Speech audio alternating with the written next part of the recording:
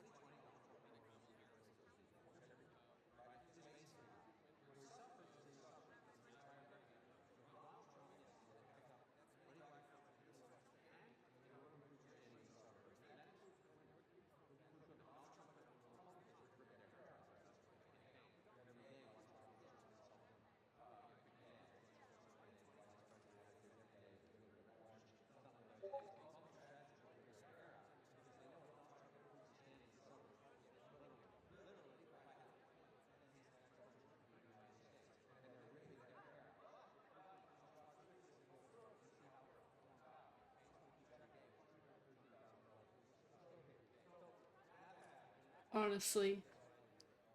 What the fuck am I watching? I need something more interesting than this, okay? Election day cover. Newscasters, hello? What the fuck is this? The most mild of shits. I need to still make dinner. But yeah, it's meh. It's going. It's going.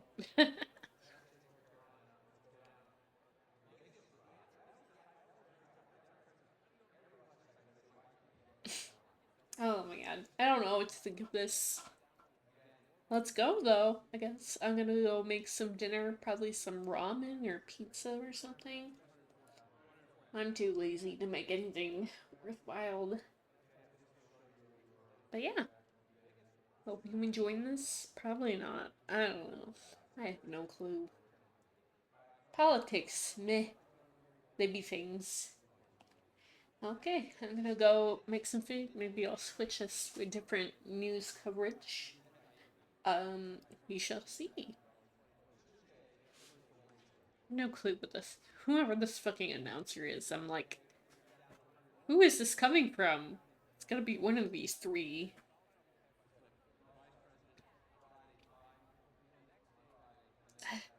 Whatever.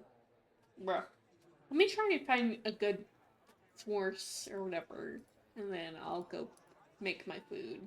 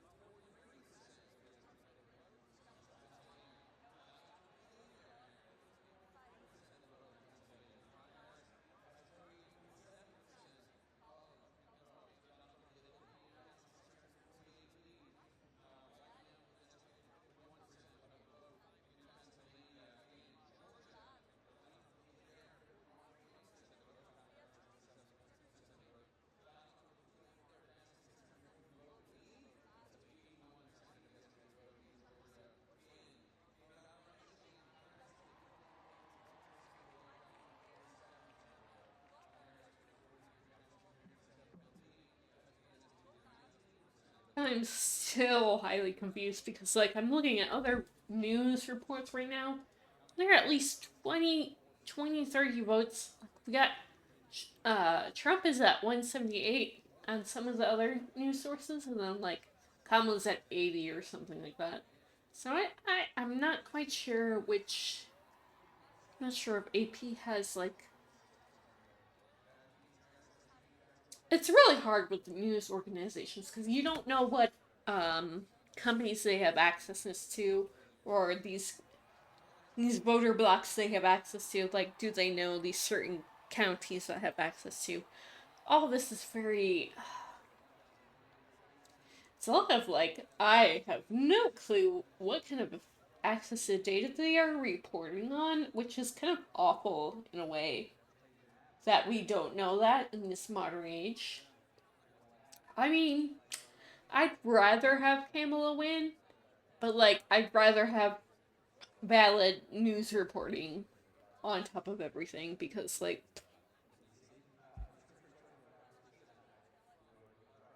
don't know why they're still doing the vote count in Denver. Why are they reporting on that? Do somewhere else. Honestly, because, like, ooh, what does the... Actually, let me look. What does the time zone look like?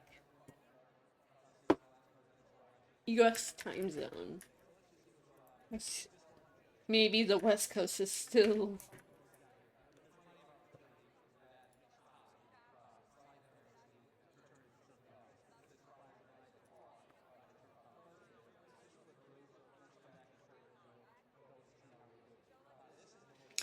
Ah, that makes sense. Okay,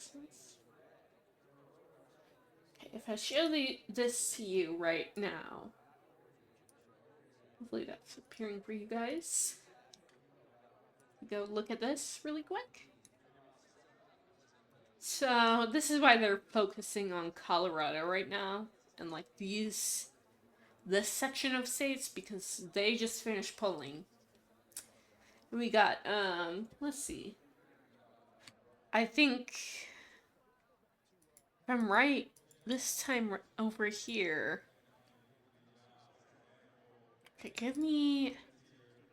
Yeah, so they just finished polling 20 minutes ago in this area right here, the orange area. So that's why they're not reporting on this area right here, right now, because they've only finished polling for 20 minutes.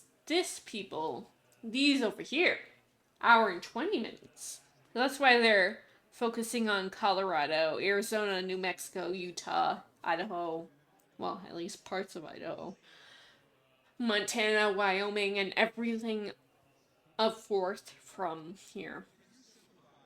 But yeah, that's why. It's so complicated with voting, because we have 4 different, well, more than that.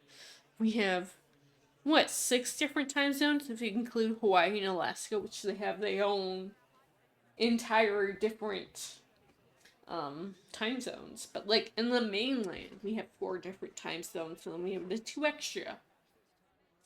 Well, besides these 2 other occupied lands that we have, which is Samoa and Chamorro, which they are U.S. territories, so they count as U.S. votes. They count in the long run. I feel like we don't get electoral votes from them, which is kind of fucking sad, because their votes count. But they do count, in that sense, which is kind of sad. But yeah, we have all these territories, and Puerto Rico, of course, is in here as well, which I think is just an hour before Eastern, which isn't that bad. But yeah, so as you can see, this is the entire U.S. territory map that we have here. I don't know why we have Arizona Mountain Standard and then Mountain Standard. What? Hello? Explain that, Arizona. Arizona, what does that mean? I don't know what that means, to be honest, but it's interesting at least. But yeah, anyway, that's why, like, Denver right here. Considering Denver a very popular area right now. So, Montana, Wyoming, Colorado, Utah, Arizona, New Mexico. Very focused on parts of Idaho, but that's also included within the Western demographic, which just started counting votes, which is a bit difficult. But yeah, If you want to,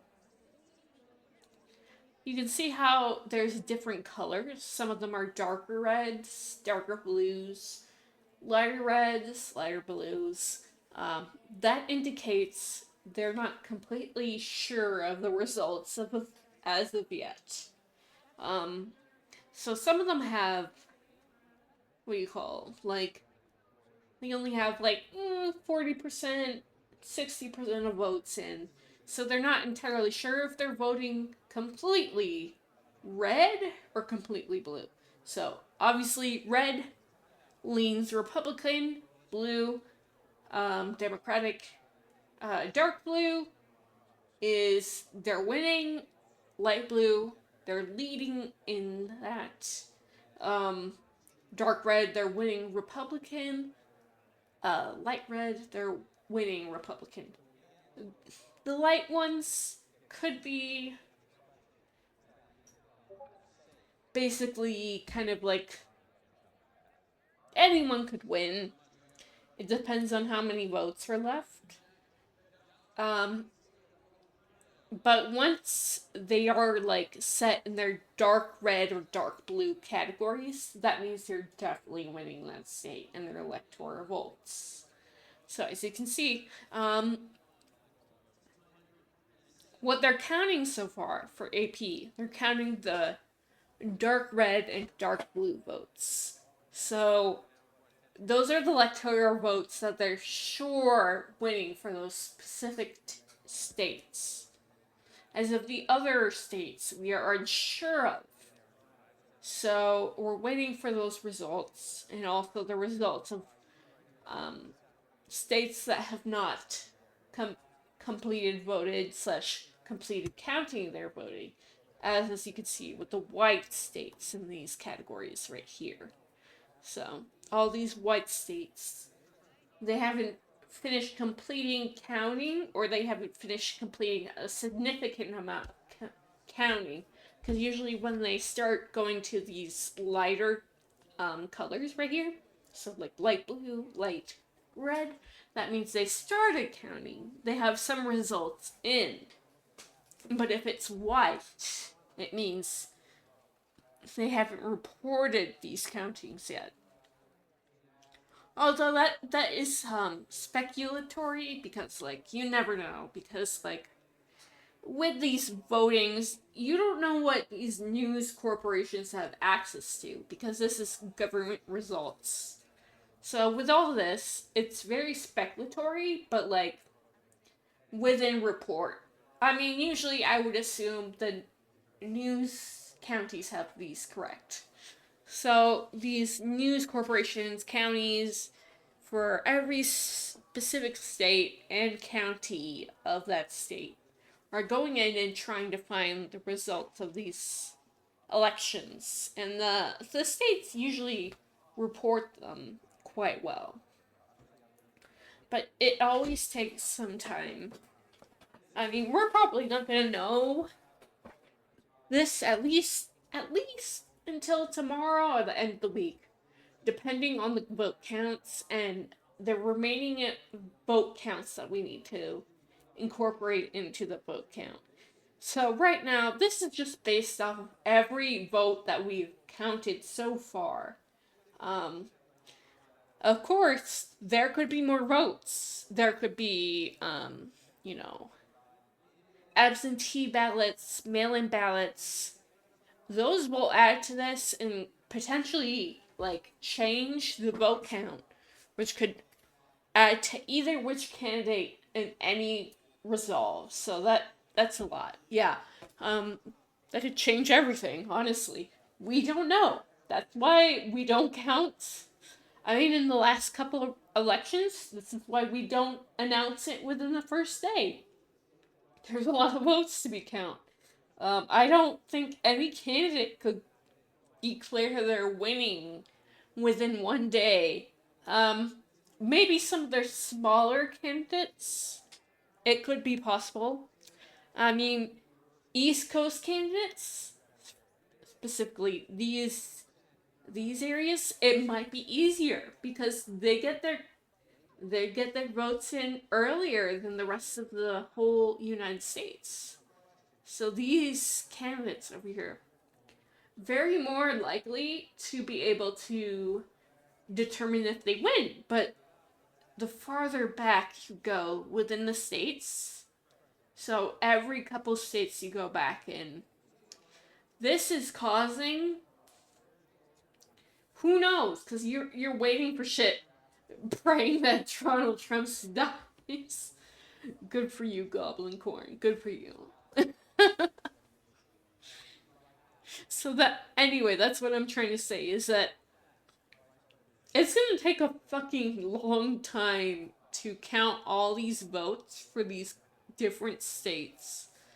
Like, these countries, that's essentially what they are. Essentially, I don't know what we have formed. The United States.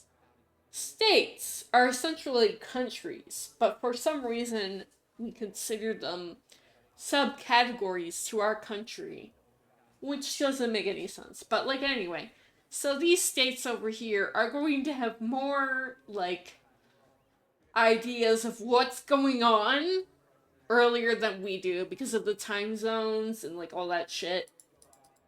But yeah. Alaska's gonna go red, right is gonna go blue. Obvious shit. Goblin Corn, that's like obvious shit. We're worrying about, what is it? Like Wisconsin, Iowa, Michigan, Arizona, Georgia, North Carolina, Virginia, Maine. Those are the toss-up states. Florida maybe, but they seem to predict it solid red. Yeah, Pennsylvania.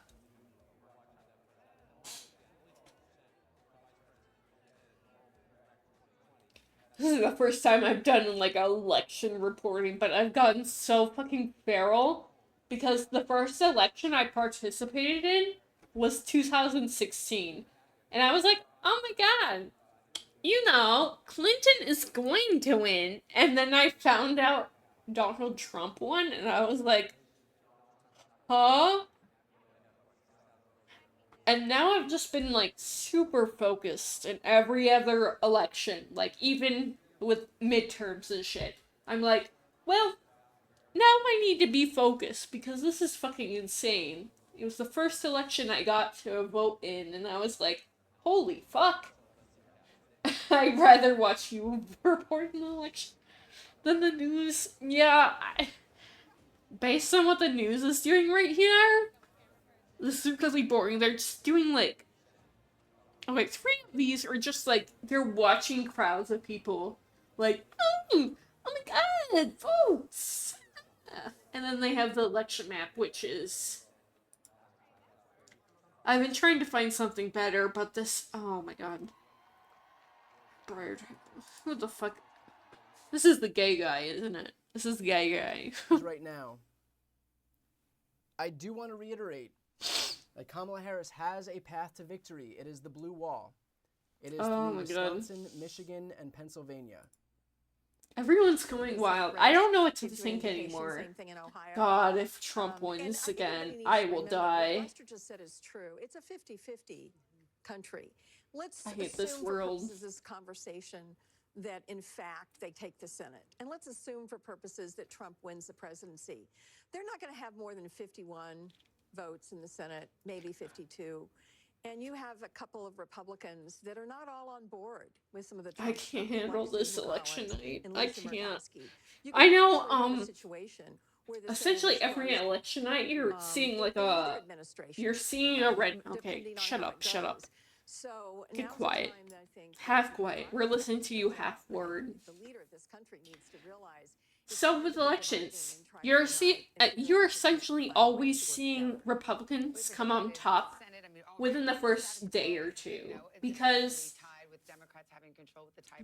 based on the counties,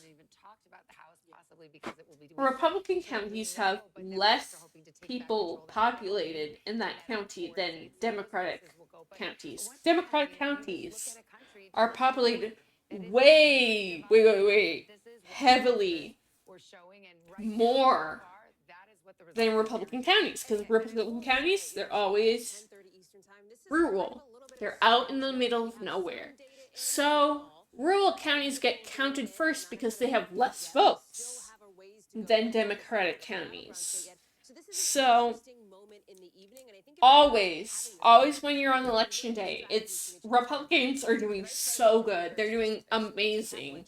That's why Republicans always declare victory first. They, like Trump has declared victory first. It's because Republican counties do so good. New Mexico, yes, is traditionally Democratic. There's probably some counties, especially Republican, because, like, as you say, rural counties, very Republican. Arizona has always been flip-flop. Texas has been Republican, but it's been leaning, some of the counties have been leaning toward Democrats, actually, in the last couple of years. As you can see, if you know Beto O'Rourke, he did really good. The current guy who's running against Ted Cruz, Nebraska. Okay, this is NBC News projection. Nebraska's completely no surprise. Fair enough. That takes me to Tom. I'll let you explain it. Yeah, Not too bad. We got it. Again, so Nebraska, remember, they give out their electoral votes for the popular vote. Whoever wins the state, they also give them by If you congressional look, votes. What you just reported there, projecting one of the. Oh, sorry about that. It's going to be I keep tipping my mic over. I need like a more sturdy mic. I have like the tiniest little mic that I have on my desk. Okay, let's move this. I keep tipping it over. We're still waiting on some vote there. It hasn't been called yet. But again, Nebraska chooses the Yeah, trans people definitely gonna disappear from America if Trump gets elected.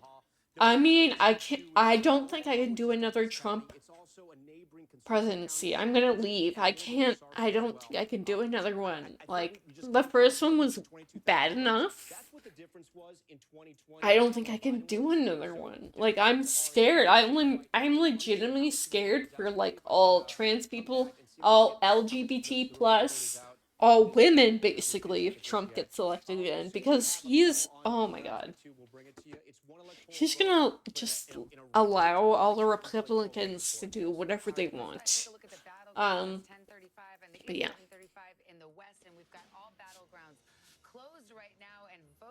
Yeah, so that's what they're saying. The western half of America has been, they just started closing the polls.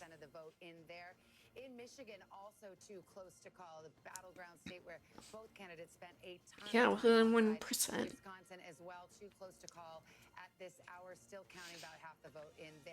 Hey, Kamala! I have a lot of friends in,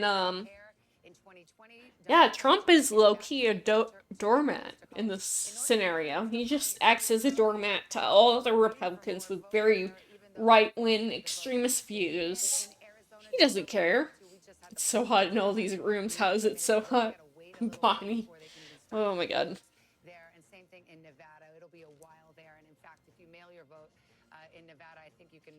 Nevada, same shit. Nevada, Las Vegas area, very, very Democratic. Everywhere else in Nevada, very Republican. Yeah. He has always been against gay marriage. No. Yeah, Cap. Why am I saying Cap? That is absolutely true. Not Cap. But yeah. No, and then he apparently voted in Florida today, because that's his home state. And then reporters were asking him, what about the Reproduction Act in Florida? Are you voting against abortion in Florida? And he's like, people need to stop asking me this. And it's like, bruh, you were literally elected candidate for president I can't. This is the thing I'm worried about because I know I'm gonna be watching these fucking, be watching these results all of today and tomorrow. I'm gonna be like, oh my god, Trump's gonna win. And then we're gonna wait until the big populated counties. Yeah, so the big populated counties take longer to vote because there's more people in them and they tend to be Democratic. And then on top of that, he has always been against gay marriage. In 2016 and 2020, and tonight he's overperforming again. The complete opposite. Oh yeah, I'm not a fan of Kamala because like also like she used to be a prosecutor who was like, hey, I'm gonna trial everyone even though possibly they are not guilty of the crimes they committed. And then on top of that, the whole like Israel Palestine conversation, because like, bruh, you really like going against Palestinians who are literally just existing there, and then you're saying, oh my god, they're anti-Semitic, they're against Jewish people, they're terrorists, and it's like, bro, they exist. You can't like just deny their existence and say that they're like, oh my god, they're terrorists just because they exist. And it's like, You're obviously a longtime Republican operative. You think there's not enough vote for her to make up that margin? She is probably the strongest LGBTQ ally that we've ever seen, which is kind of awful. But yeah, she really is. Like, that's the fucking awful part. Is that, like, the government has been so against any kind of liberal policy or LGBTQ people whatsoever. They maintain the patriarchy and, like, whatever society is about at the time. Obama was pretty good, too. Like, honestly, I remember being in middle school when he legalized gay marriage. Well, the Supreme Court legalized gay marriage, and him and Joe Biden are running with the fucking flag for something and being like, oh yay, gay marriage. That was pretty fucking cool. Like, I don't like Joe Biden, but that was fucking cool with Obama, at least. I remember seeing that in, oh, it was so bad. You don't understand how bad that was for me, because I finally understood how much my family was against gay marriage. When gay marriage was legalized, I was in the car with my mom and my paternal grandparents, and all of them said, gay marriage shouldn't be allowed. And that fucked me up a lot. I was like, well, I can never come out to my parents or my grandparents or my family that I am gay. Gay adjacent. I mean, I'm pansexual, but like, I was like, I could never tell them I ever liked women because I was born women. And I was like, yeah, they'd fucking do something to me. I already tried telling my mom and my dad that I wasn't Christian, and they basically straight up told me that I was lying to them and that I was trying to hurt them by saying that I wasn't Christian, and that I basically said, I think I'm I think I'm an atheist, and they basically said to me, you're lying, you're trying to hurt us, you're being a bad child, like, you're being a bad daughter, you hate us. And I was like, I don't know if I can ever trust my parents with this information. Like, I don't know if I can trust my parents with saying what religion I am or what fucking gender and fucking sexual identity I am. That was the fucking... I couldn't handle that after that. That was like, like 8th grade, and like, 8th grade was the fucking, gender and, like, sexual identity shit. And then, freshman year of high school was like, well, I feel like I was already an atheist before that, but that was when I tried to tell them that I was an atheist, and it did not work out good. But yeah. Yeah, that hurt me irreparably. Like, I could not handle that shit. It was a lot. It helped though, because my brother came out as gay in the last year or two, and now all of a sudden they're accepting of that shit. It's like, bruh, hello? My brother comes out gay, and suddenly it's all fine. But me? No, it's not fine. Oof. Even though I was your first child, your eldest daughter, no, that shit don't fly. But your youngest son, obviously, you support him. I love my brother. He's great. But like, bruh, my parents sometimes, I can't. I don't hate them. Yeah, let's see what... Oh, Keystate's leaving right at this moment. Fuck. Bruh, I can't. I'm gonna move to fucking... I don't know. We're not done yet. We're not done yet. We still have cast-in ballots. We have all these counties. I need to not get worried about this shit.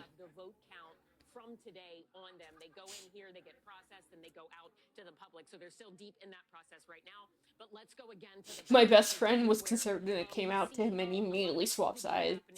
My grandpa, though, I can't talk to him. Fair enough. Yeah. That's how it goes sometimes, honestly. Being reviewed. So remember, the thing that we were watching in this county was what would the margins be like, because it leans Democrat. We expected Democrats to carry this county, but ultimately back in 2020 Donald Trump got 40% of the vote in Gwinnett County. See, the thing that's so hard is that polling doesn't work anymore. That's what I'm so worried about. Polling doesn't work anymore because nobody answers their phones. They don't answer phones or texts when they get these shit-ass messages to them, because it's, like, weird as shit. And they don't want to answer. I feel that. I feel that. I'm like, what is this shit? I'm not answering this shit. So some of this, very much, with, you're like, I don't think I can watch this. I don't think I can answer these questions. And to be fair, we would never know if there's a large Trump majority in this country because nobody answers the polls anymore. Electoral votes and a look at who's ahead in the race to 270 on election night. Oh, I fucking hate this world.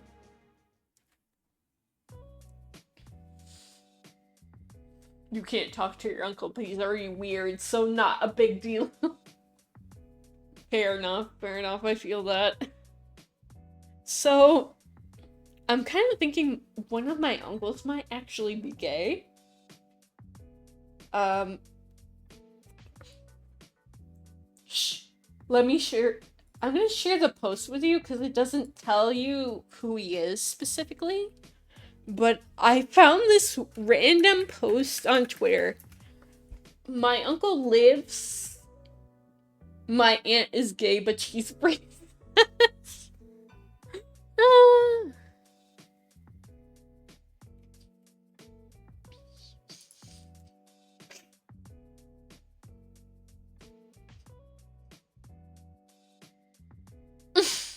Okay. Wait. No, so I just saw my uncle on a viral Twitter post, which I never expected. Who's left to call?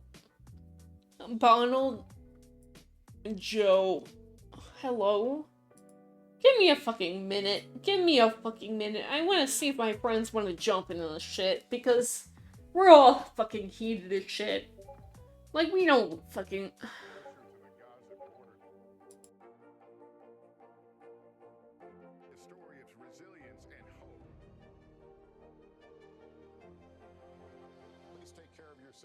And each other.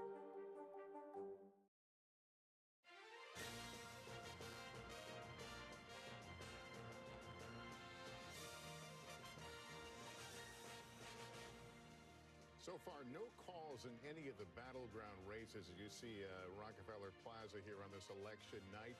The big prize, of course, the presidency, but also the balance of power in Congress. Kristen Welker is here with more on that. Hey, Lester. Well, again, just to recap for everyone, Republicans do have one pickup so far tonight. That's in West Virginia. No surprise there. Let's take a look at Arizona. Ruben Gallego, Kari Lake, too early to call right now with 51% of the vote in. Let's head over to Pennsylvania now, one of the most competitive Senate races.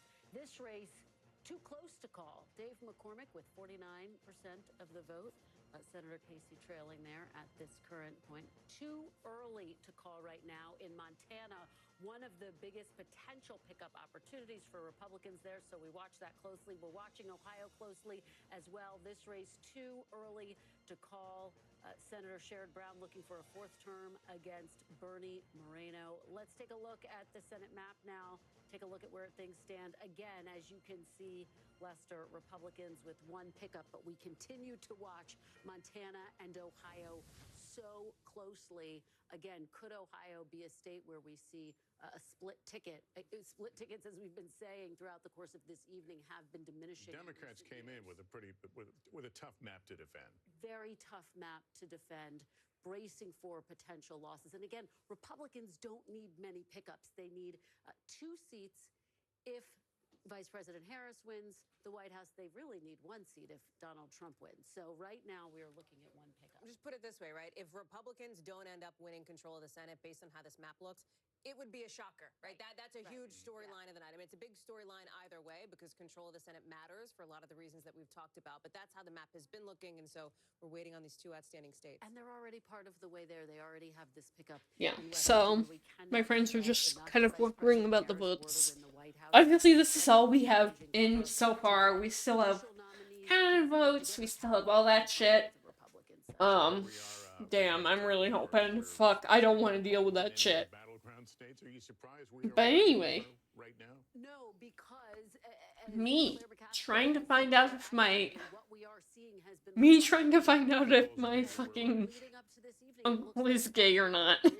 Is a 50-50 race, and so this is going to go down to the wire in all of these battlegrounds. Close race means no, that's we can put it that way, right? I mean, I think that's generally the vibe. We'll see how it goes. I think everybody's looking towards Pennsylvania, just in chatting with girl, stop. My friends are freaking out right now. I feel that. I can't handle this shit. Oh, there he is, my uncle.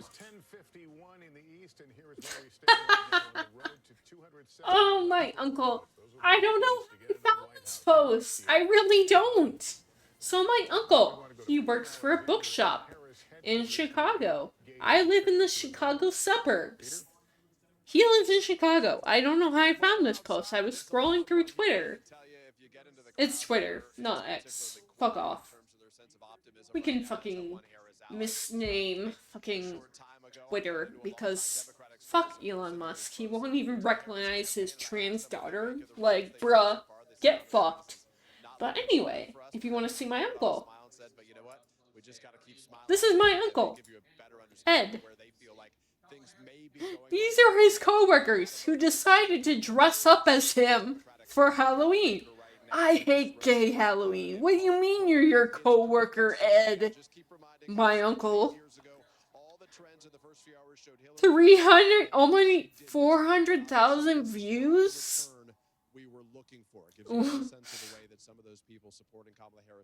But if you want to see, let me see. Yeah, no, he got famous. He got fucking famous because of the fucking gay Halloween trend. What is it? Myopic Books. Yeah, Myopic Books in,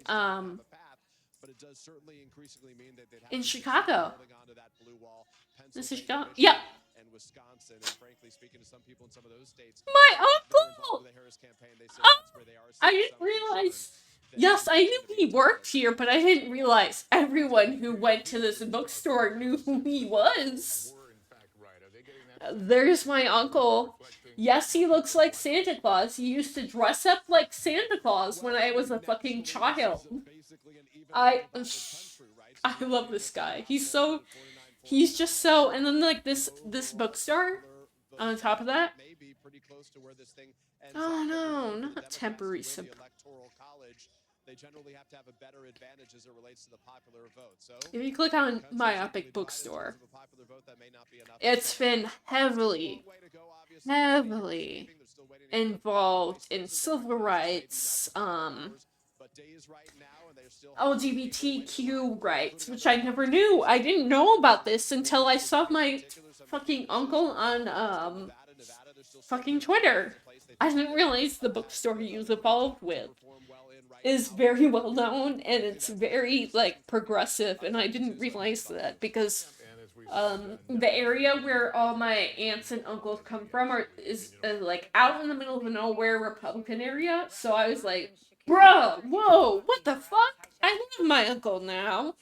I love this guy. Hi there, Savannah. And you know, one thing that we're hearing is that just heard from the Milwaukee election. Just him. Saying that they are processing these absentee ballots.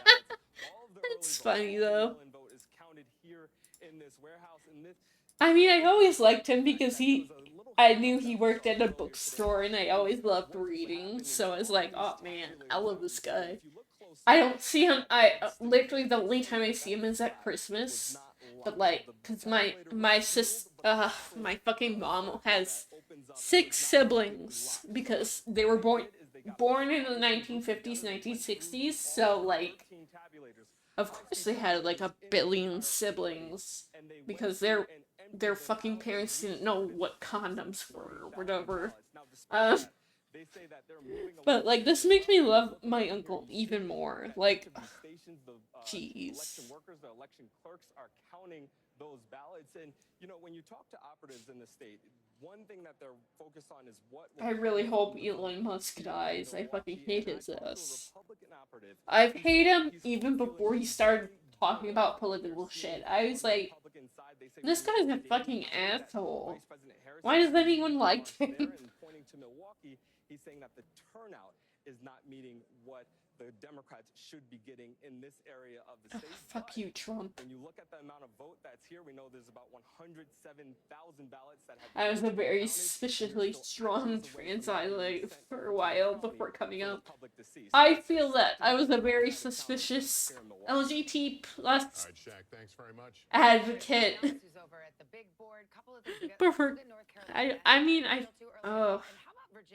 I don't think I've ever really come out to my parents, but like everyone else, yes. So first off, 85% of the voting, if you're asking yourself, why is it too early to call? Why hasn't NBC News projected this race just yet? See, this is why, okay, this is what we need to look to. The too early to call, we got this amount of votes left, which could totally change the voting district. That's a problem. We can't call it. Nowadays, we can't call it on election night because we have so many fucking people. How many millions of people do we have living in the United States? It's a lot. And they don't have very accurate counting methods. Not everything is electronic for counting these votes. So it takes fucking forever. Let's get Kornacki. Kornacki, I feel like I've always seen him freak the fuck out. I want to see what the fuck he's talking about right now. Yeah, he's talking about Wisconsin. We have that much vote in that size. That's very significant potentially what we just saw in Dane County. Kornacki's always freaking the fuck out. He's like, okay, let's see how this fucking goes. And he analyzes it county by county in the entire United States. This guy fucking freaks out. He's analyzing every fucking county. He fucking freaks out. I feel like this guy should throw up. This guy needs to fucking throw up on live television because he fucking freaks out about this shit. It's fucking hilarious.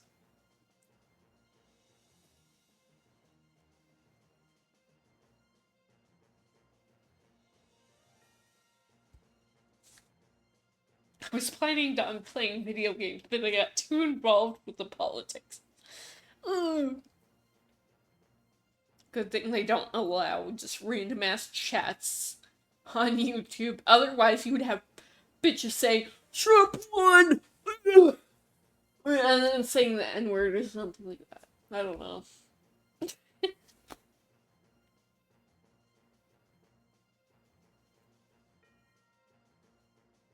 Very strong ally. Or LGBTQ. Okay, it's both though. I feel like it's both though. Very strong ally or LGBTQ. Eventually they find out that they're LGBTQ. Honestly, that's how it goes. I feel like gender and sexuality doesn't matter as much as people think it does. It really doesn't. But who cares? I like men, I like women, I like females, I like men. Whatever the fuck. I like people who aren't any of those genders, who don't consider themselves any of those genders, who consider them multiple of those genders, who consider them all of them genders. Okay, like, it's everything. There's just too much. You can't... Warnacki, what the fuck are you doing here? This guy's fucking insane. I swear to God. If you need to know anything about Election Day, you need to know that Kornacki, this guy, he's fucking insane. This guy, every fucking election, he just goes fucking insane. He has to... Yeah, look at him. Look at him. He's looking at the specific counties of every state, and he's trying to determine who's winning. And he's fucking insane. This guy's fucking insane. Oh my god. This guy just... I've watched the past at least the four last elections. This guy always goes fucking wild. He's staring at every single county. He's doing this shit with his saggy little pants. You see his saggy little pants? This guy's fucking observing this shit. He doesn't care what he looks like. He's observing the shit. He's going after the shit. He needs to know who wins this election. In every single county.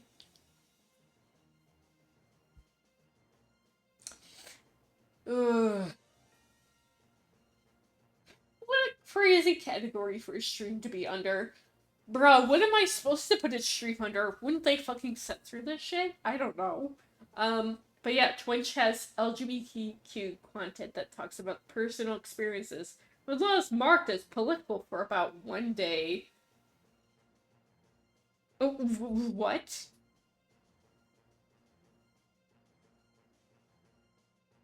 The way it was with wording was really bad, so they finded it after people did it super hard, super fast. It would be awesome if we would have spaces for that, but trolls be trolling are awful. They're not wrong. We can't have anything good. Did you put the new politics warning on your stream? Oh, I probably should do that. It's not like a lot of people are watching anyway. Why are we covering my state? This is like Kornacki. Okay, he's gonna be covering your state because it's a fucking, it's a fucking swing state. As of current last election or two, it's considered a swing state. Yes, he's looking at Michigan now because it's a swing state. He's going by county by county. This guy's fucking dedicated. He will go county by county. No, they haven't counted. They haven't called Wisconsin yet. No, they haven't. Here, let me show you that. Do I have that on the tab? Let me see if I can refresh this. Oh, come on. Okay. Yeah, they have not called it. This is the current map, at least according to CBS. Wisconsin hasn't been called yet. But yeah, we got 145 for Kamala and 211 for Donald. But yeah, so you see how these ones are filled in? All these filled ones in? Called already. Yep. Yeah, you're not wrong. The numbers are probably different based on the different news sources. These bitches won for Fridge Goddess. Yes, I know you voted for yourself. Good for you. Yeah. Honestly.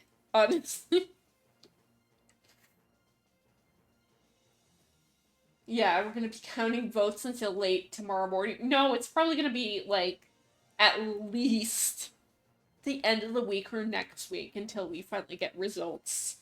My vice president. I know I saw that. What the fuck are they? Oh, they're talking about Georgia right now. Atlanta.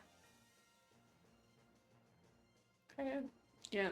See, I think the most important metric in this whole entire counting right now is the votes remaining, because that changes everything. That changes the vote count for everything. See, they haven't even counted. They haven't called Georgia yet, so that's even up for stakes. All these, if it's filled in, that means there's no possible way that the other party is winning enough votes to overturn the state. But if it's empty, you see this blank, very much potential. But you can see where it's leaning, because, like, blue outline obviously means it's leaning Democrat. Red outline, Republican. These yellow outlines, absolute toss-up. They have no idea. They have absolutely no idea who the fuck is going to win that state. They're so...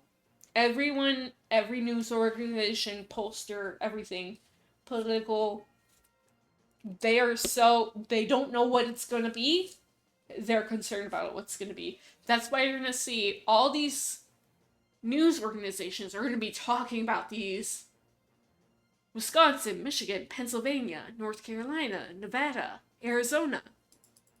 They might even talk about Georgia and Virginia. Because they're kind of... Yes, they have the lines around them where it's leaning Democrat, leaning Republican. But they are so thing. So thing. Where it could go either side. Same with Maine.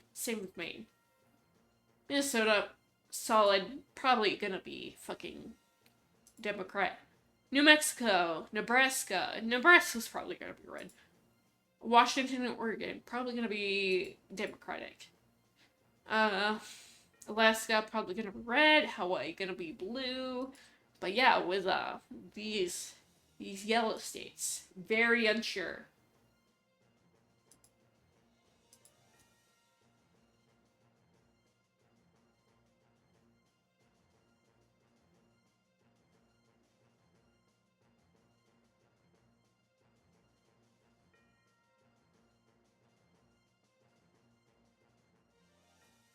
You mean your city hall is shut down for voting? I guess that makes sense, but that's still kind of weird.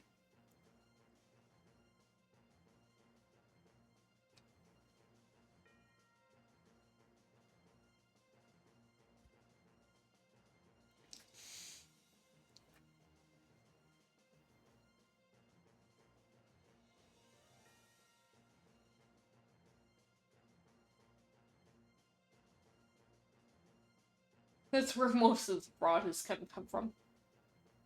Seeing that most fraud is very insignificant to actual voter count, I don't think that's going to change the ballot much. They're counting the votes at City Hall, fuck. See? Kornacki, what's going on?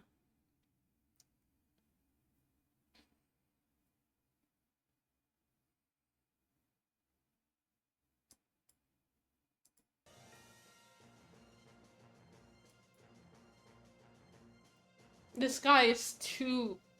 This guy, all he does, election. That's all he does. That's his life.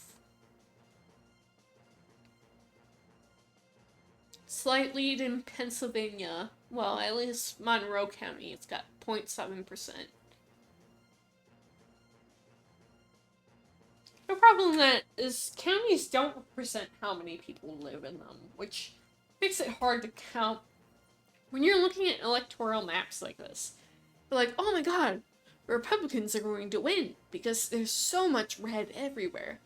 And then there's like 5 fucking people who live in this state, this fucking county, where there's like 2 billion who live in this one. It's hard to count. It does not seem equal. It is very much makes sense. It's just that our counties are not split evenly. Yeah, that's why they had all those dead people vote in the last election.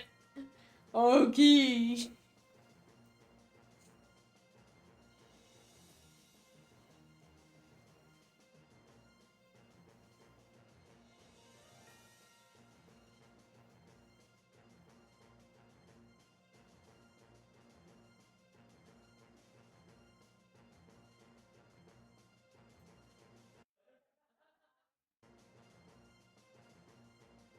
Wait, why do they have Kornacki cam? Yeah, okay. Oh, Kornacki? I understand. Did you just throw it at me? Yes. Oh, somebody was talking Kornacki? I apologize. Here we go. Some Kornacki? stuff, some more returns in Pennsylvania. As Kornacki, I you gather my can train of tell thought here, shit? I wanted to update you on 3 key counties here, again, in northeast Pennsylvania. We started the night saying, and we've said it a few times, that there are only 2 counties in Pennsylvania that are true swing counties. That is to say, they backed Donald Trump in 2016 when he won the state, then they flipped over and they backed Joe Biden when he won the state in 2020. One of them is Erie County, where you see right now about half the vote is in. Harris is ahead here. This is primarily on the strength of the vote by mail. The question is, as the rest of the vote comes in, which we know is Republican friendly, is Trump going to catch Harris there? Put a pin in that one, because the other one, we pretty much have all the vote in right now, and it's flipping.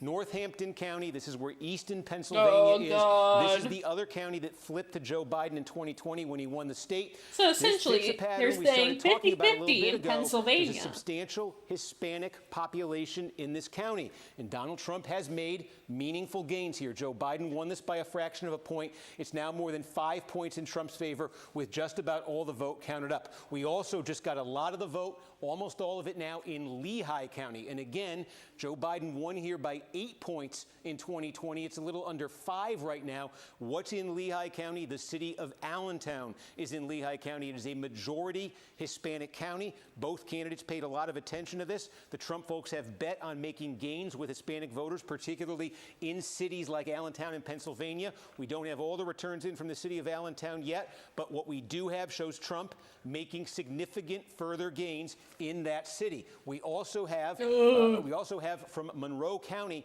just about all the vote in. This is the city of Stroudsburg. East Stroudsburg is here. Again, substantial growing Latino population. And look at this. In 2020, Joe Biden won here by 6.5 points. Kamala Harris now ahead by 0.7 points. I'm just worried that they don't want to vote for Harris just because she's a woman. And I'm really sick of that shit. And I think it's important to Bro, know every there's other a lot of country counties besides like this in us have Pennsylvania been and able to Michigan elect a and woman, Wisconsin, basically. where Donald Trump either What won the or came fuck? very Why close in can't we elect a 2016, woman? and he lost meaningful ground in 2020. Bro. He lost all 3 of those states, and we keep seeing this tonight. Where he's landing tonight is back where he landed in 2016. These were winning numbers for Trump. These were it's losing just the numbers for sexism Trump. at This is this another point. county It really is. where you're seeing winning the Because she's going to 2016 take your winning numbers First for Trump. Amendment And right. just to put Lehigh Bruh, in perspective here too. Trump's Lehigh probably going County, to do that again, too. I think we showed you. 8 I don't for fucking Biden, know. less than 5 tonight. So you're also seeing Trump's going to take a couple different amendment rights from you. monitoring this as well. Now, more than 80% of the vote is counted here. Again, compare this to She's 2020. gonna take your Biden 1 children, year, Jenna. 81-18. We're going to take it a step She's further gonna back, turn 'cause I want you to see everyone the longer-term trend here. In fact, I trans. can take it all the way back to 2012 because I think it's an interesting story. In 2012, Barack Like, Obama fuck, won this I county hated by Clinton even more. 71 points. I Okay, hated this county Hillary is Clinton Philadelphia, it's the even city of more than Philadelphia. Harris. Donald Trump in 2016, But, like, brought if it they down can't- to 67 if they points. can't In 2020, fucking- Trump lost ground in the state. Trump lost the entire state of Pennsylvania. But look at this. He If basically they brought it down can't to fucking 63 get Harris points, over from Clinton, 71, 67, 63. bruh, And tonight, it's just right a now, sexism this thing is at down that to point. 56 points. From 71 Kevin's gonna in fuck the 2012 down to country up. 56. Again, what are we seeing Fuck here? you, I'm What we quoting saw in Kanye. He's gonna be the 2020, first the black Hispanic president. precincts of Philadelphia, we Oh saw my meaningful God. improvement for Donald Trump. We're not talking about 10, 20, 30 points here. We're talking about enough, though, to bring 67-point gap down to 63, and tonight, currently 56. The margin Kornacki. for Kamala Harris in Philadelphia right now is Kornacki's just about trying to get the 300,000 logistics votes. on how this Democrats could would love work. to see that land tonight at 500,000. Boy, they got a long way to go to get there. The one thing Democrats have to hope for in Philadelphia right now is there is a large number of vote by mail ballots that are going to be released. Looking at my clock here, we think in the next 45 minutes or so. That should boost the Harris number in Philadelphia. That should boost the margin there. But she Democracy needs to get that over. back at least to where Joe Biden was Bro, 4 Trump years ago. runs. She needs to get that If margin Trump way wins, up. democracy I'm just is gonna take a also quick look over. through I the don't know how collar you counties know. here because I think we're starting to get It's some still, meaningful I vote. mean, Again, like, in both these collar regards, counties, it's especially over, Delaware, okay? Chester, and Montgomery County have become big core Democratic vote-producing counties. You Delaware live 30 County is the minutes most from the border. I have Democratic yet of to these see the three, damage of and you can see it was illegal 63, immigration. 36 That's because here in they've been 2020. flying them into The name of the game in all swings. these counties, Democrats want to be landing Ash, north of the Joe stop Biden that. number from 2020. They're on the Joe Biden number in Delaware County right now. Taking Ash it is out in Chester trolling at County. this point. Again, this is where Democrats, I said at the start of the night, they want to land over 60% in Chester County. Get 59.8 for Fred Harris fuck right off. now. But the wild card is waiting on a lot of same-day vote. Is that going to affect Goblin Corn? is I that gonna fucking love affect you right that now. number for Harris right now? And move up to Montgomery County. You know, this is you got cities here on the towns on the main line here, old school. 26 points for Joe Biden. It's 30 right now. Again, 30 would be where Democrats want this to The land. red pill is Danger for actually them, a though, is there's now still for a significant amount realizing of you're same-day trans. vote You're there. right. But Democrats It need actually is. Philadelphia to come Have you on the watched The rails. They need Matrix? massive Have margins you to hold seen in that these counties, shit? and they're also going to need that. We'll just check quickly in Allegheny County. We're getting close, by the way. Pittsburgh Give me a suburbs, second, we're give me a getting close second. to 90% of the vote here. And again, that Harris number here right now is under, small, Trends. it is slightly under the Biden number. The Trump number, 0.4 of a point better than 4 years ago. If this is Is basically a trans. push with Okay, 2020, BBC, shut the Trump up. You're folks, if you offered fucking. them that at the start of the night, I Is a think they would trans take it. metaphor. We'll see what that remaining vote does. Yes, Lily. Lily Wachowski says it's true. There you go. It's a trans metaphor. We don't need the PLBC. We need Lily Wachowski and her sister. Come on, they're both trans. They're both trans girls. Her and Lana. We love these bitches, okay? They fucking... Oh. Girl was built in Chicago? Chicago brethren? Oh my god, I didn't know this.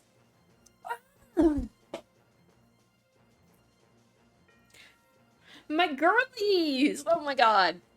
Fucking-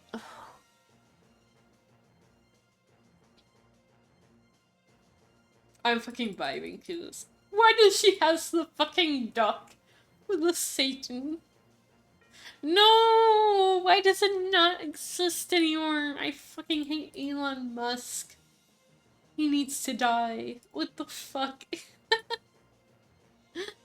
I love these guys. The Wachowski sisters. So the Wachowski sisters literally made The Matrix. And before they realized they were trans, they were basically putting all their fucking trans fucking feminine powers into the Matrix and like all the fucking allegories and shit into that. And that's why the Matrix is how it is. And it's like, these girls. Ugh, Love them. Love them. Hot. I love fucking, like, sci-fi, and then, like, these girls. Hot. Nice. You're old. Oh my god. They're as old as my parents, too, so it's like, I look up to them a lot. Yo. Okay, I'm gonna go take a bathroom break.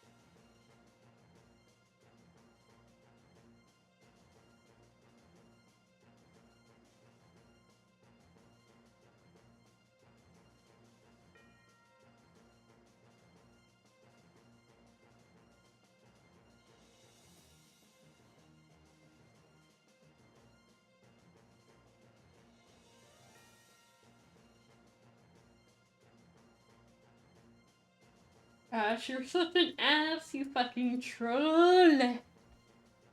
Ugh. Who the fuck is this guy by Tornacki?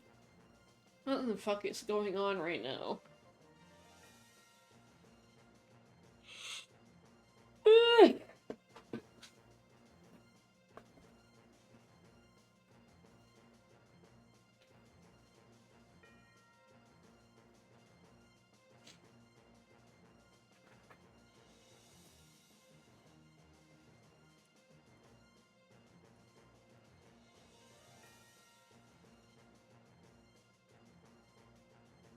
Huh.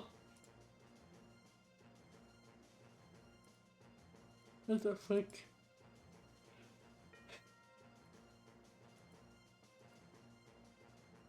You should immediately revoke the 19th Amendment because of women like you. I also believe women should absolutely have...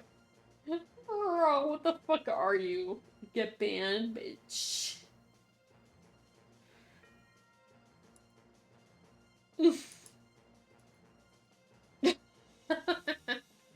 They saw election in my fucking category and they were like, get fucked. And that's the most basic reason I've ever seen. Ah, stop. You guys are funny. Oh no. Okay. I need to go get some wine, okay? I've been drinking all night, but I need some more wine, okay? Evan Chapman, my boo on 1997. F. Get fucked.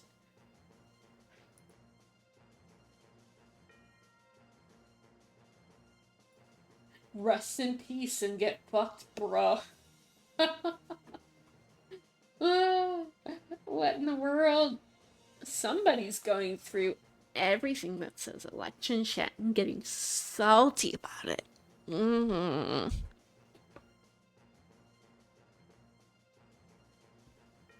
Don't call me L.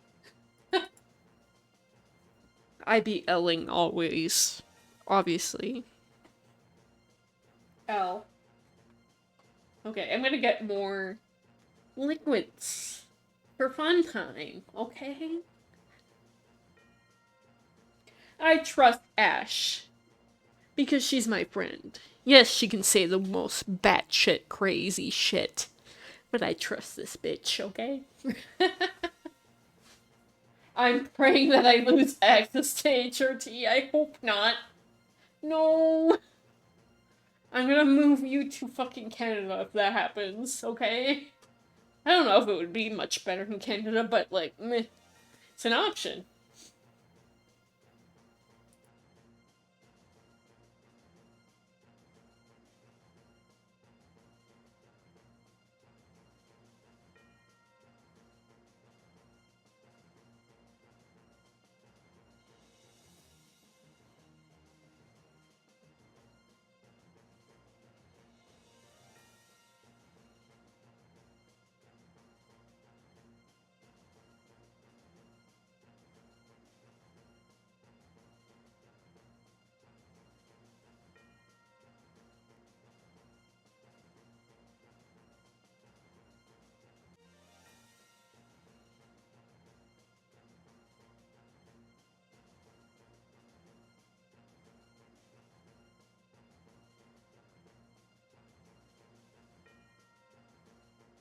Did you say make the fucking frogs gay? You don't know, you don't understand that shit. I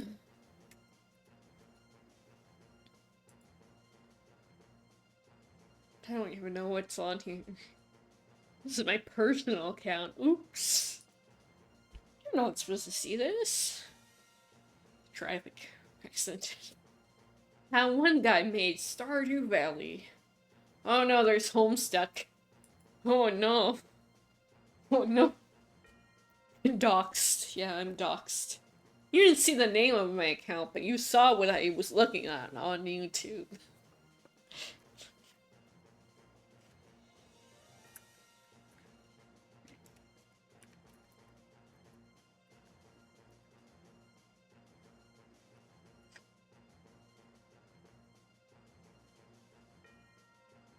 I don't like them putting chemicals in the water that turn the friggin' frogs gay. Do you understand that? Turn the friggin' frogs gay. Crap gay. Frogs. Frogs. Not funny. I'm gonna say it real slow for you. Gay. Gay.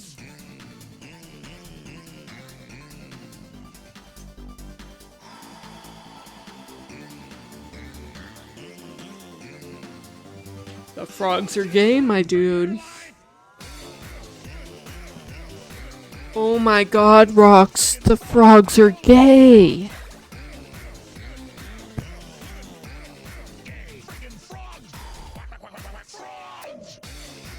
Bruh, we're just gonna play this on repeat now because he said this shit.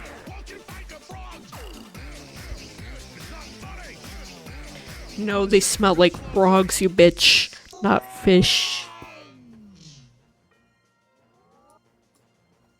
More frogs. More frogs, more frogs, more frogs, more frogs, more frogs.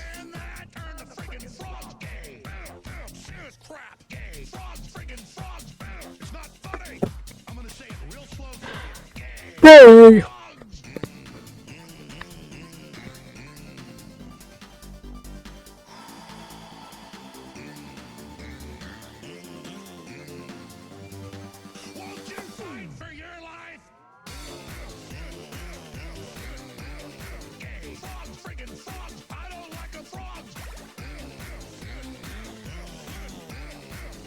Gay, gay, gay!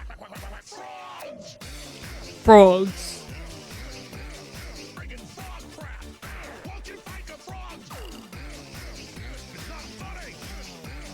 I'm gonna say it real slow for you.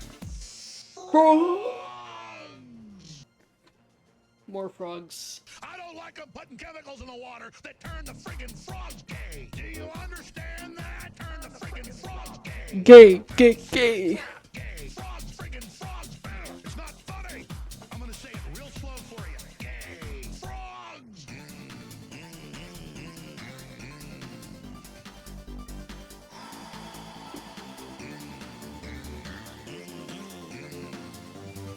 They need to know. They need to know. F for frogs. For rocks. They were being a little bit slower. That's...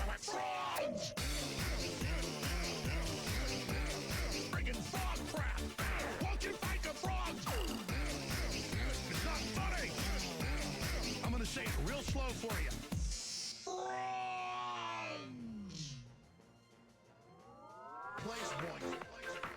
Place point. Trendies. I've never listened. What the fuck does goblins sound like? I don't want to see him kissing goblins. Kissing goblins. Ingratiating goblins. Look at a few more things we're getting in. First of all, I want to point this out. This is what the national popular vote is right now.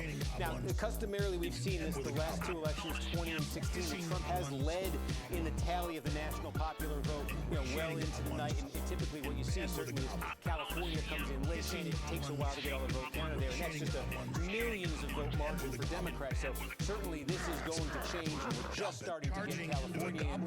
But outside of the core battleground, there are some things that I want to flag. A couple states that it's awfully late in the night and we don't have calls on it that I Well, what's gonna be like if Kamala wins? Virginia, where 80% of the vote is now in. And Kamala Harris, you see, is ahead here by about 2.5. Kissing goblins. Again, in 2020, this was more than just a 10-point state for Joe Biden over Donald Trump.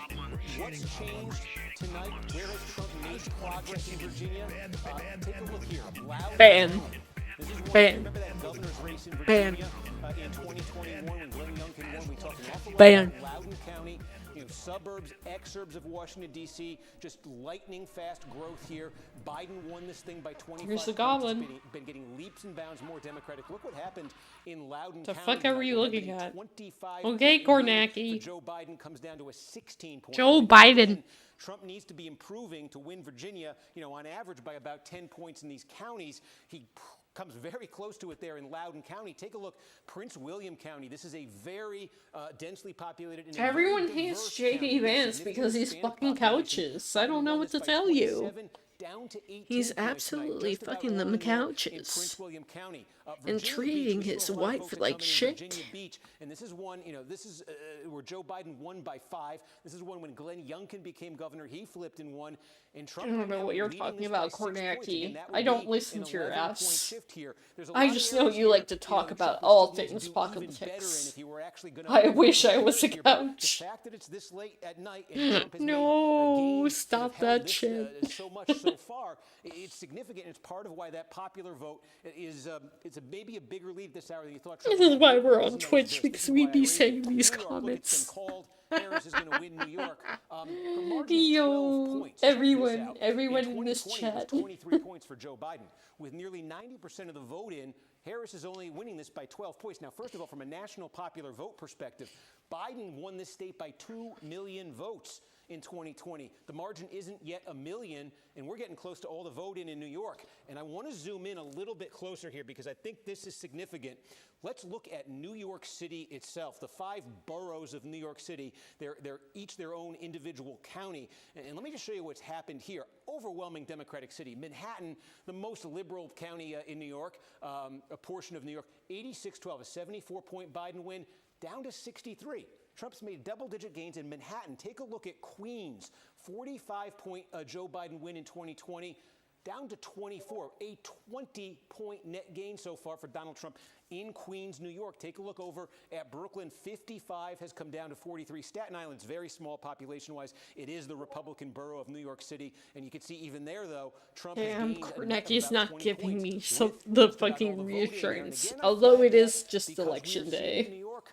Trump's gains with Hispanic voters, working-class Hispanic voters. You're seeing it in New York City. It's being reflected in that statewide vote here, which has come down significantly. And even if you go across the Hudson River into New Jersey has 85% of the vote tally. They have not yet called it. Now, Kamala Harris is ahead here by nearly 200,000 votes. But again, contrast this to New Jersey in 2020. See, it's fucking sexism at this point. Tonight, it is the sexism. Race with 85% of the vote tallied. The margin here in 2020, although 800,000 votes for Joe Biden. Are the counts that Kornacki's referencing for 2020 the fucking final results? Because that doesn't count. We only have 85% in right now. Pretty good shape to win the state, but take a look at Hudson County. Hudson County, just across there. This is where Union City, New Jersey is, for instance. It's 80% Hispanic. I need to A know. lot of small, densely populated cities in Hudson County with large Hispanic populations. Joe Biden won here by 46 points. Tonight it's 28 points. This is basically it in Hudson County, from 46 to 28. This is one of those giant core Democratic counties in New Jersey the Democratic Party relies on. That's a massive, massive shift. And again, that speaks to Trump's gains, it really would seem, with Hispanic voters. So again, those are some of the states here that have bearing on the national That is popular vote. true. 85% is a lot. We wondered But if Trump was going to narrow the margin in some of those big states. That is what we're seeing. the sample size. In the reference, is it all Republican? Is it all Democratic? Is it a mixture of both? We don't know. We really don't know. So I'd at least give it till tomorrow to see. Now we're up to 95%. So we just, since I checked in a few minutes ago, we got more. We're getting close to all of the vote in 74.2%. 63,000. That's the Harris margin in Dane County, 163,000. In 2020, that was about 182,000. 182, 163. We'll see if there's any more votes to come, but when that hits about 95%, same. there usually aren't. So again, if anything like that holds, boy, Democrats want to be at that number. This is where they've improved their performance every time for 4 years. Where Democrats have improved tonight, where Harris has improved, or it looks like she will, not much to come in Waukesha. Big county, 400,000 I go vacationing in Waukesha a lot, so that's not surprising because they're kind of a bitch. Trump got, basically 60%, 60 to 39. Trump falling a point here. It's a lot of rich people who live there, So just out of the side of Milwaukee. You take a look here at Ozaukee County, and again, this one, now we got about 3/4 of the vote in, and Trump is running a bit above, not much. It's basically level with his 2020 number. Again, this is one where Democrats want to get a couple points better, see what happens with that remaining vote. And we talked at the start of the night about, we say the WOW counties and the BOW counties here, Brown County, Outagamie County, Winnebago County, mid-sized cities along sort of the Fox River, Lake Winnebago. These are all counties that Donald Trump won in 2020, but with reduced margins. Is he returning to 2016 levels, or is he back at 2020 levels? So Outagamie County here, again, this is where the city of Appleton is. In 2016, when Trump won Wisconsin, did you hear that, Appleton? 13 points. In 2020, talking to my Appleton friends. 10-point margin, and tonight, as Appleton, you can see, Green Bay. It's back. I know people from there. Okay. Right now, again, votes still to come in Outagamie County, but I only flag this because we are seeing it in an awful lot of places tonight where Trump is returning to 2016 levels. These aren't always dramatic shifts, but Wisconsin's a state. When Trump won it, it was by 20,000 votes. When Biden won it, it was by 20,000 votes. So these kinds of differences can make all the difference. See what happens with the remaining vote there, but that's something we've been seeing in other places in this northern tier of the battleground all through the night. Again, now up near 70%. It's very close here, about 67,000 votes. More to come out of those WOW counties, and we'll see if there's anything left there in Dane, but if that number doesn't move, that's a little bit below, I think, where Democrats wanted to be there.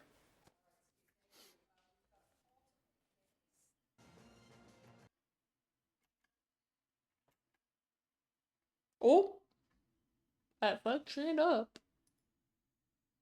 Okay, you're gonna have to give me a hot minute. Goblins.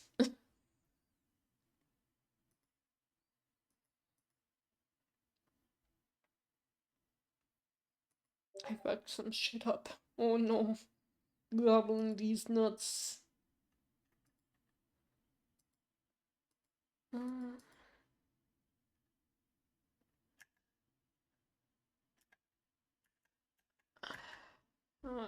What did I do? Okay, give me a fucking hot minute. I may need to fucking reset my whole VTuber.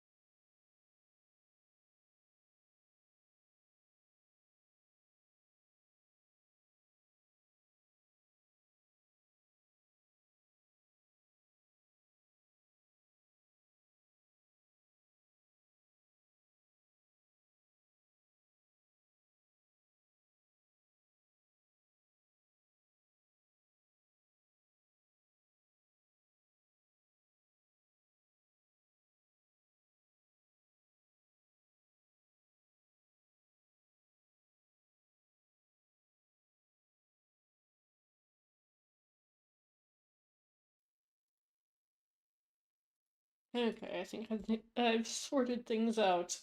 I do need to get back to the fucking election. Fuck, what was I looking at? Kornacki? Kornacki! You fucking...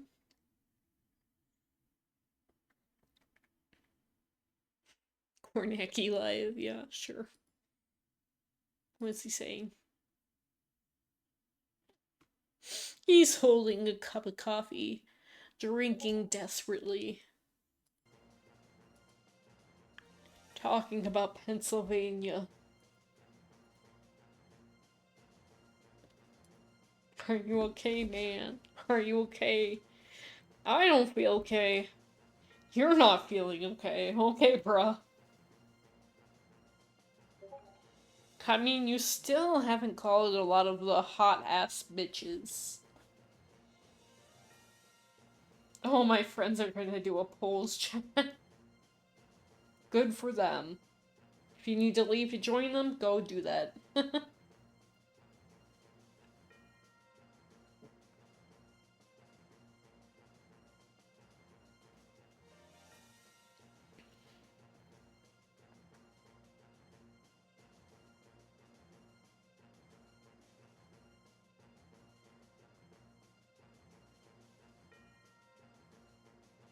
Still too close to call. Okay, good to know.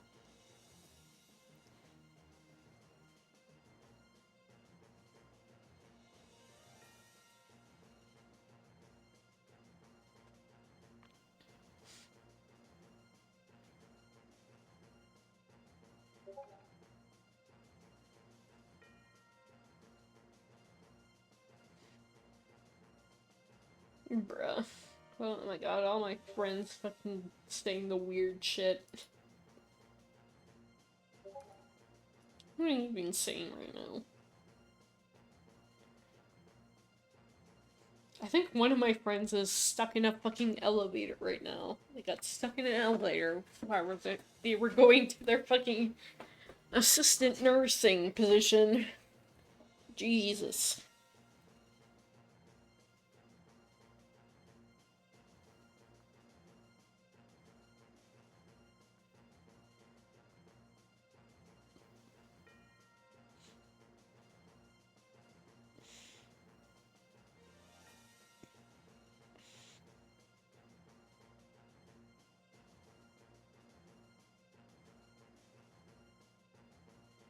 I don't know if Kornacki's doing it for me. It's very tame. Might do something else. What kind of fucking creatures do we have live right now for the election? Yeah, sure. CBS News Live. What are you doing? Vote in the suburbs. They're still optimistic, from Pelosi to others, that she can do it, but they see a narrowing path, but a still viable path. But there's a lot of Democrats, to be clear. Oh. Electoral votes. Let's go now to Anthony Salvanto and Major Garrett. Good evening, guys. So we're going to explain how we were able to make this call, and it's significant, I think, Anthony. Someone looks like a Chuck Schumer on crack. By just over 74,000 I'm saying this is the guy on the right. We project he's going to win by a substantially larger number of votes than that. So this gets very simple. I'm going to show you what the outstanding vote is and where it is. And you think, okay. See, this is what we need to know. Oh my god, it's all blue. Yes, but you see how these circles, if you've been watching us during the night, have gotten a little bit smaller and a little bit smaller.